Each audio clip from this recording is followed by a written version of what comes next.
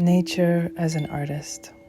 Spellbound, curious, I walk in nature, here in Brooklyn, with trees and flowers, with new blossoms and freshly grown catkins, and birds, and I marvel at the sight of all this new.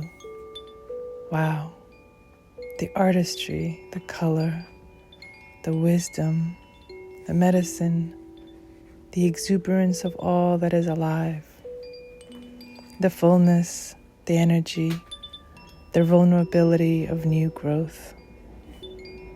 Also in me, I bow to nature for showing me where I am going, for mirroring to me who I am in relation to her.